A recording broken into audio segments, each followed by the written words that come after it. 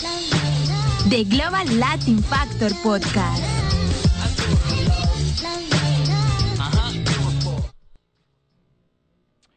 Welcome back to the Global Latin Factor Podcast, the Global Latin Factor Podcast, where we talk about everything there is as far as Latino culture. We talking about people, we talking about food, music, and everything in between that you can think about Latinos and their contribution to the globe. That's exactly what we're about. And catch some of the episodes that we have out available as soon as they are available. Before we get into our first Latino, thanks to my board operator here, Leo. He told me about this one movie to check out, and I did. I went and looked at it, and after I finished watching that movie, I really felt like it was like a moral decision that I needed to say something about the movie, or just in general as far as social media goes, because at the end of the day, sometimes we might not even think about it, or just get on our phones without really putting it a second thought. So I felt like a moral obligation to really say something about the movie itself. So remind me again, Leo, the Social Dilemma, right? It's on Netflix. If you have Netflix, go check it out, and just go through, like, whenever you're learning something new or getting suggests about something, if you feel like it's something curious, you're curious about it, you want to go ahead and check it out, go into it with an open mind, and just explore every option that could be, and make your own educated decision as far as what it is. It's the movie's mix of a documentary and a kind of enactment of family interacting and how social media affects people, right? So I watched the movie, and pretty much, again, watch it yourself. You might get a different message than I got, but pretty much what I got is that so these creators that we talking about, Google, Facebook, all the early people that created these platforms, the social media, which is they created this with the best intentions. The like button is supposed to be for something, spread positivity and things like that, to connect people. And it's still some way it still serves its purpose, but then after a while, I believe if it lost the way that it's supposed to, and it became more of a money thing. So what I got out of it mostly is that these individuals used many years ago, we talking about 10 or more years ago, AI, artificial intelligence, to help create algorithms for people and study what is it that we search. And then automatically they will learn and begin to create your own kind of like a profile, I call it, as far as what you like to search and where can they take you, So it's not an accident that whenever you're searching something and wherever, all of a sudden you get a lot of the same content for the same reason, because this AI has been working for it. And the trippy thing about that is that they were saying that maybe there's like 3 to 4 or 5 people that might really know what this AI really, how it really works. But nobody else of the thousands of people they employ know exactly how this AI works, right? So they build all this content for you so you can keep you longer interactive. But that's fine and dandy. And it was all right and cute and everything when they were trying to sell you something. If they were swaying you to buy something, I get it that serves the purpose for the dollar. But the thing that trips me out the most is that some of this social media algorithms they create for you after a while, I don't want to call it weak-minded, right? Because I don't really believe it is. But after certain times of being served the same message over and over, maybe phrased differently, and even like subliminal messaging and persuasive language. One of the guys called it the most persuasive tool there ever was created. Persuade, meaning persuade you to take action on doing certain things without you even wanting to. You're strong-minded, yeah, but at the same time, you can't help the things that are feeding you in your subconscious that actually to react. And the trippy thing that I took it from is the fact that there's real-world events going on, that individuals are coming out with weapons trying to break into places because they were convinced that certain things were happening at an establishment, Or again, we don't really want to get too political, but at the same time, it's always there's the whole talk for a while was how divisive the world, or how divisive maybe even the United States is, right?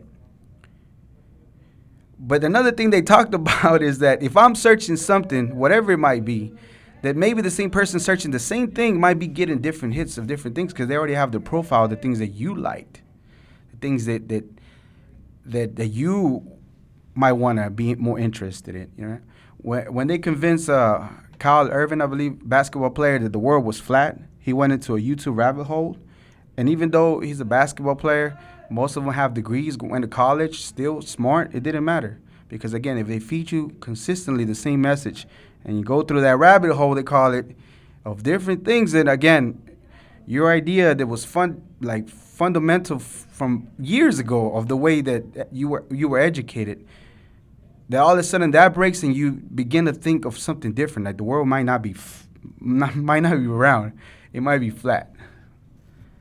And that's the thing that it tricked me out, that the fact that it can do that. So my message in that is just be aware. There's a reason why they serve these things for you. There's a responsibility that comes with you with the device and the technology that is out and about. And if you're not aware, then you might be the one that gets consumed. Like if you're, so I'm driving down one of our highways here. Actually, one of the highways, the speed limit is 75. It's a 3-lane highway. And on the fast lane, we all know the fast lane, especially here in Texas where I stay. You know, the fast lane is the fast lane for people that are going fast.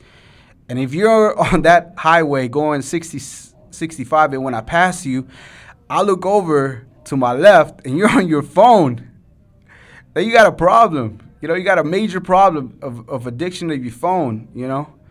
And I know that I might be a little bit of a hypocrite. I'm putting content out for people to see and hopefully get eyes on it. But at the same time, I want you to be educated in the fact that you do have the option not to be persuade, like literally persuade to do something outside of the world could probably harm yourself. That's definitely what we don't want to do. And if we're going to be talking about the Latin factor, have positive things come out, I feel like it's only right to give you a little bit of things. And this is not a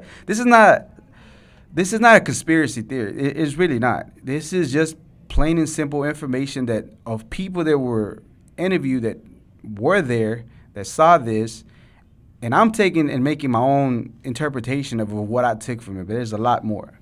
But at the end of the day, educate yourself. Be aware that some of the things that are being suggested to you, it just might be, just because that's just how the artificial intelligence works in regards to you. And don't be swayed to because I know that nobody wants to question your will and how strong-minded you are. But after a while, if you think about it, there's a reason why they're always buying commercials, playing commercials and things like that over and over the same ones, because after a while, it does work. It does work. It does get you to take action and do stuff. And we want you to be educated. We want you to be empowered. We want you to know that you do have an option to stay locked in, look, or put the phone down and just take a break. You know, there's nothing wrong with detaching and having your mind set up. I know sometimes it's easier to escape into the phone because everything else is going on, but if you are uncomfortable with the world, your world right now, it's okay, because that is part of things that are going to help you grow, you know? Don't escape, don't consume any alcohol. Let it be what it is, and you'll come out stronger. All right, so that's enough of my message for that. Again, check out the movie, get educated. If you catch yourself being on the phone too much, or, you know, just literally starting to believe something wild, hopefully this message or something that I say can say like, well, let me just step back and let me just evaluate for a second. All right, so moving on to this segment, this episode of the Latin Factor, we're going to be talking about salsa. Is your mouth watery? No? Are you trying to grab your chips? Munch on something? No? Okay, well, that's great, though, because that's not the salsa we're talking about. We're talking about salsa dancing. Yeah, that's right. So I myself took a class one time of salsa, and I'm not great at it yet. I know how to do it. It served a purpose one time. For whatever reason, I just had. Maybe that's the reason why I took the class, right? It's because at one time or another, it was gonna lead me to me talking about salsa in the podcast. You can't can't really look at it going forward. You might have to look back. But anyways, I did take a class a couple times. It was a free class. The instructor really got on me a lot of the times because I used to like hop a lot. And I guess because I'm Mexican, I got the cumbia step, and I'm not even that good at cumbia. But anyway, she got me right. I got to learn a little bit of salsa, and you know what? It gave me a different perspective as far as dancing, as far as salsa dancing, because it's not like any regular dancing. It takes a little bit of understanding. You have to be able to, as a man, lead the lady into. I'm not trying to be sexist or anything, just the way that the nature of the dance is, just be able to lead the lady to what you want her to do, and it looks nice. It looks very nice. Dance. It's all you've seen it probably in different movies all over the place. It's all over. We talking about the global Latin factor as far as what does it touch, So we do gotta give credit where credit's due, because a lot of the roots as far as salsa do go back from Africa, of certain instruments that were brought over to the Caribbeans, and from the Caribbeans then it became what it is. But we talking about now influence where you can find salsa in Korea, in India, in London. Of course, you can't forget all the Americas, South America, all Central America. A lot of them are they know about salsa. They know what salsa is. All right. So if you don't know salsa is a way of dancing. It's a style of dancing like no other. So if you were to ever ask me, hey, Crispin, so what do you think would be the theme song for the global Latin factor? I would have to tell you it would have to be salsa. I like reggaeton, don't get me wrong, it's cool, it bumps, but it doesn't have all the mixes that salsa does, all the ingredients. Taking a little bit from Africa, taking some some instruments and some influence from the Caribbeans, from Cuba, from Puerto Rico, from the Dominican Republic, all the way to the States, and from the States, more influence of jazz and different things like that. And then you get once it gets to the States, then it starts merging into different things as far as styles. You got your LA style and different kind of things, So if you was to ever ask me the genre, I would say salsa, because it just brings all kinds of things together, and it created this beautiful sound that is the salsa. We talking about schools now. We talking about dance studios. We talking about like worldwide competition of salsa. That's how influential it is. And we talking about all the way in India, and all the way in Korea that you're talking about salsa. That's like moving. That's what we're talking about, the global Latin factor.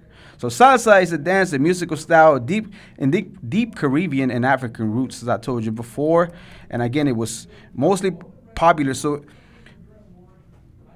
again, it started from Africa. All the slaves that they moved over to the Caribbeans. In the Caribbean, they started implementing their own. They're bringing in all the instruments that they had, and they blend in everything that they have within the Cuban, within the Dominican, the Haitians, and then they start creating their own thing. And then from then, during the Prohibition, there was a lot of American musicians, a lot of Americans that traveled to Cuba to, get a little drink on, and then they learn about this dance. And we talking about years after year after year after year. So after years of going back and forth and finally making it to the States, once it gets to the States, then, then from the States, then it makes it to Europe and all different places.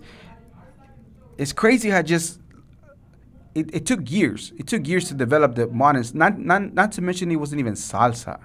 There was mambo, they call it different things before they actually created with that. Was it a marketing thing to make it? It makes sense to name it salsa because of all the things they incorporate to the sound, It really does make sense. Whether it was a marketing tool, whatever the case might be, I think it's a real good describing name as far as the sound of, if you want to describe to somebody, what is salsa? It's like, man, there's all kinds of different sound that you put in kind of like in a bowl and mix it up, and then you get this beautiful sound, beautiful way of dancing. If you ever seen salsa, if you never watched salsa, if you never seen I mean, I like bachata. Don't get me wrong. I think it's a little more sexy, but salsa is more classy. It's more like it looks really good as far as the way that it's done. And if you've never done it and never seen it before, I suggest you just check out a couple of YouTube videos and see what it's about. And maybe it sparks your interest in become, maybe taking a class.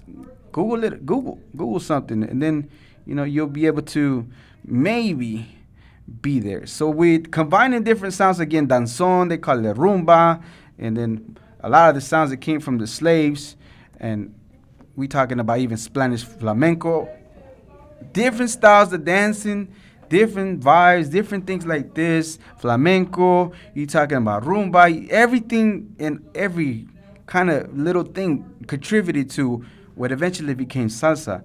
So again, it just the name itself, it just really goes with whatever it is because you just take different elements from different places and create something like this.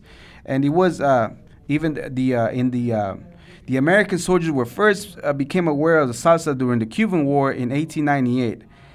After that, Cubans were regularly visited by countless famous American jazz players that incorporated the Latin sounds into their performance. So a lot of the soldiers go out there, see salsa, they tell people about it. Around musicians, jazz musicians go out there and get a little bit of what it is, and then they take it back to where they're from. And then they became, and then of course, once it makes it to New York, then in New York, you get salsa as far like you start seeing all the jazz and all these people there, the bands are playing. All of a sudden, they just started being influenced by jazz, and before you know it, again, it just becomes this awesome thing that it is. There's a lot of different types of salsa. You got your Los Angeles or LA style, your New York style, your casino style, Miami style, Colombia, Cali style, rueda de casino, and ballroom salsa. So all of them have their own little way of doing things, but again, sticking to what it is as far as salsa and salsa dancing itself. And if you never, I guarantee if you do ever take a class, give it it was really frustrating when I took one class, but after a while, I stuck with it. I just, kept showing up, kept stepping on a few toes. And luckily, the ladies were nice enough to, let me be. And then eventually, I got it right. I got it right a little bit that I can, hold my own. And in New York, if you're in the Spanish Harlem, you already know that there's a lot of Hispanos, a lot of Latinos that are going to be influencing the sound that it is, and then, of course, spread out all over the place.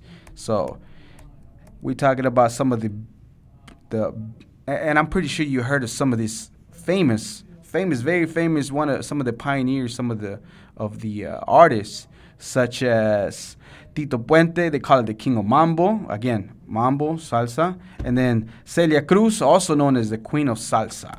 All these individuals, made a big impact and kept pushing salsa to the next, kept pushing salsa into be and just push it everywhere to where now again different countries know how to dance salsa, different studios, different competitions for salsa, and it's just a beautiful thing that again brought from Africa with their instruments, influenced by the people in the Caribbean, Cubans, Puerto Ricans, and then moved on to Europe, and then to the United States, and then years later, after many contributions to everything, all of a sudden you get this beautiful sound that it is salsa, that it is one of the factors, because if you ever go to a salsa place, everybody just enjoying themselves, having a good time, dancing, nobody's worrying about nothing else, but just live and have a good time and just dance.